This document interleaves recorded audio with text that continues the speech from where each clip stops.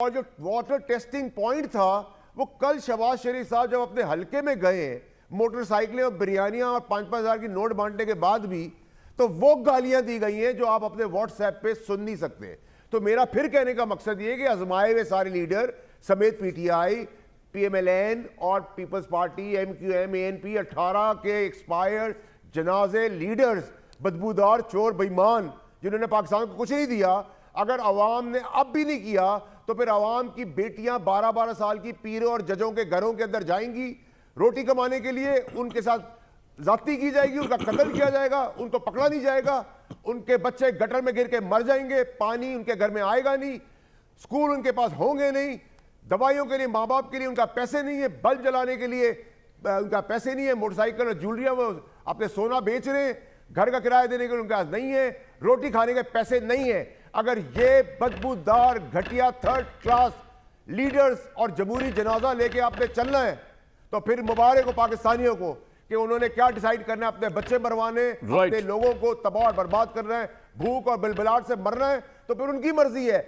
माजी ना भूलें, इन जमहूरी जनाजों से जान छुड़ाएं। इन जमहूरियत का अगर आपको मजा चखना है तो इनमें से अच्छे लोग ले आए, वरना वैसे भी ये जमहूरियत जो है वो 13, 14, 17 महीने की जमहूरियत है, क्योंकि इसके बाद तो नून लीग तौबा करेगी, इसकी 7 नस्लें आने तो दें आप 21 को, नस्लें उनकी तौबा करेंगी सियासत से। अभी तो ट्रेलर शुरू हुआ है, फिल्म तो बाकी है मेरे भाई। सर बिल्कुल आ गया आपका पॉइंट। अहमद अवैस साहब, जो बात आमिर साहब ने की, जो डार साहब ने की, जो वाडा साहब ने की, आपको लगता है इमरान खान साहब पे अगर 9 मई का केस चलेगा तो उनके लिए मुश्किलात में इजाफा होगा, उनको डिफेंड करना मुश्किल हो जाएगा कि 9 मई के हमलों के अंदर या उसकी प्लानिंग में वो शामिल नहीं थे, या आर्मी चीफ जैसी अहम सेंसिटिव पोस्ट को कॉम्प्रोमाइज़ करने के लिए ये सब कुछ नहीं किया गया, ये आपके लिए मुश्किल हो जाएगी या आपके लिए मुश्किल नहीं होगी सर लीगली?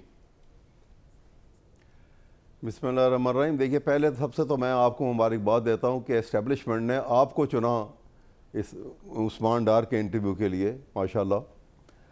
बहरहाल ये अभी जो आपने बात की है ना, इसमें जहाँ तक कि 9 मई का वाक़या है, मैं तो आगे भी बार बार कह चुका हूँ कि ऑर्केस्ट्रेटेड प्लान था ये। जिस वक्त ओपन ट्रायल होगा, क्रॉस एग्जामिनेशन का राइट प्रॉपर दिया जाएगा तो मामलात खुल के सामने आ जाएंगे उसी वक्त।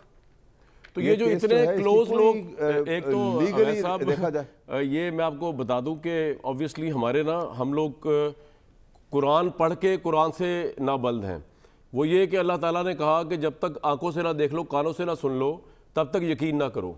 लेकिन आपने ऑब्वियसली ना आप वहाँ मौजूद थे, ना आपको पता ये इंटरव्यू कैसे हुआ, आपने ये सोचा कि एस्टैब्लिशमेंट ने मुझे चुन लिया। नहीं तो चले सर, वैसा मेरे तो सुन ले, मैंने तो आपको मुबारकबाद दी है। मैं आपको खैर मुबारकबाद दे रहा हूँ, मेरी रिवर्स मुबारकबाद तो कबूल कर लें सर, मेरी मुबारकबाद कबूल कर लें।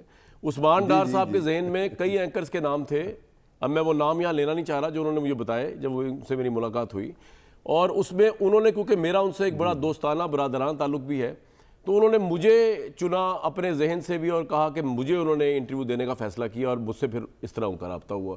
तो अब इसके अंदर कहाँ से कोई, आपको तो खुश होना चाहिए कि उस इंटरव्यू की बरकत से उस्मान डार, चले आपकी पार्टी के अगर अभी रहे या नहीं रहे, इंसानी लिहाज से अगर वो कहीं रुपोश थे, कहीं वो गायब थे, वो मंजर आम पर आ गए, उनकी फैमिली खुश है। वैसा आप तो अपनी फैमिली से दूर नहीं गए हुए, वो गए हुए थे, वो जो दर्द था वो उनकी फैमिली सह रही थी। आप खुश होना चाहिए इस इंटरव्यू की बरकत से वो वापस आ गए। और मैं कहता हूं अगर इस तरह के कई इंटरव्यूज भी और करने पड़े तो मैं फी सबीलिल्लाह करने को तैयार हूं कि जिसके अंदर फैमिलीज के कर्म खत्म हो जाए। जी सर, अब आप बात करें, हर चीज पॉलिटिकल नहीं होती, कुछ चीज ह्यूमन भी होती है, कोई ह्यूमन एंगल भी देख लेना सर।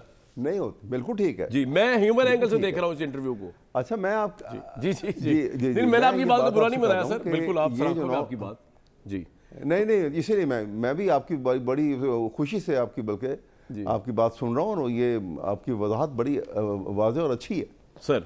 मैं ये बात कर रहा हूँ कि देखिए, क्वेश्चन ये है कि 9 मई का वाक़या जो है ना, ये वाक़या देखें, हिस्ट्री का जो कलम है ना वो बड़ा जालिमाना तरीके से लिखता है। हिस्ट्री जब लिखता है, ये आप आज उसकी हिस्ट्री को कितना डिस्टॉर्ट करने की कोशिश कर लें, आज वाक़यात को किस तरह बना दें आप, लेकिन हकीकत यही है कि जब इमरान खान को गिरफ़्तार किया गया था और वो फ़ौज ने गिरफ़्तार किया था, तो प्रोटेस्ट के लिए ज़रूर लोग वहाँ गए।